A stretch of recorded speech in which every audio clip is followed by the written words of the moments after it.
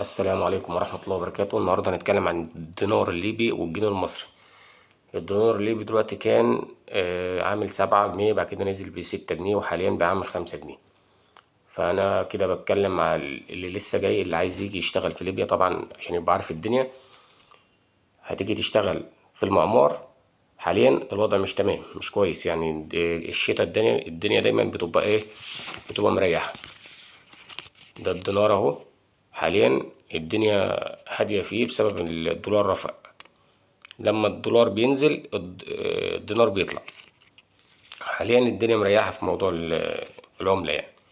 الشغل، شغل المعمار بالذات حاليا الدنيا مريحة بسبب الشتاء والأمطار. هنا الأمطار هنا غزيرة جدا، فشغل المعمار مريح في الشتاء.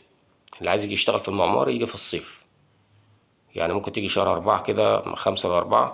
عايز تيجي تعالى. تكون مظبط بقى سكن مع حد، تكون مظبط الأول قبل ما تيجي، تكون مكلم حد هنا ترسى عليه، يعني أهم حاجة عشان بس تبقى ضامن الدنيا تمام معاك. بخصوص بقى اللي عايز يجي يشتغل في مطعم، شغل المطاعم أو في الكافيهات، الراتب أول راتب ليك هنا بيبدأ 1800. ال1800 عشان تبقى أنت عارف تبقى عاملة 10000 في الوقت الحالي اللي احنا بنتكلم فيه.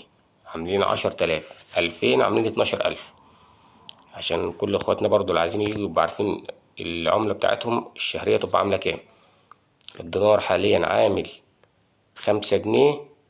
فودافون عمل 5 جنيه 80. بريد عامل 5 جنيه 64 أو 65. فأنا قلت برضو تكونوا عارفين العملة ماشية ازاي هنا.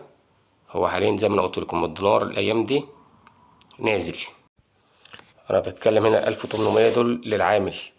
أي عامل بيجي يشتغل في مطعم أو في كافيه راتبك بيبدأ من 1800 ل2000.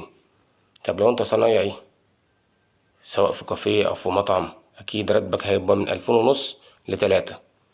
هيبقى فيه اختلاف طبعا، بس أول شهر أكيد بيبقى فيه طبعا. أنت يعني هتشتغل وهيشوفوك الأول نظام اختبار، يعني نجحت في الاختبار وبقيت كويس في الشغل، راتبك هيبقى في 3000 مثلا أو 2.5. هم هيظبطوا معاك الدنيا هنا من 2500 ل800 توصل ل3 حسب الخبرة بتاعتك. أهم حاجة الخبرة بتاعتك هي هنا اللي هتخليك دايما توصل للرقم اللي أنت عاوزه أو الفلوس، يعني تعمل فلوس كويسة.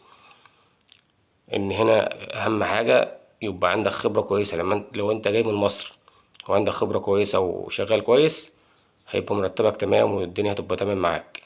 زي ما أنا قلت لك، لو صنايعي سواء في مطعم، يعني لو أنت جاي هنا صنايعي في أي حاجة في المطاعم، سواء في الشاورما في المطاعم نفسها، يعني هيبقى ليك في سعر كويس، هيبقى ليك راتب كويس. الشهرية بتاعتك هتلاقيها عاملة من 2.5 ل3. هنا الناس محتاجين في المطاعم صناعية، صنايعي جريل، شاورما، الكلام ده كله بيفرق جدا، غير لما انت تبقى لسه جاي بتتعلم. لو جاي بتتعلم زي ما قلت لك هتبقى راتبك هيبقى 1800. جاي متعلم هيبقى راتبك من 2500 ل3. فده هيفرق معاك جدا.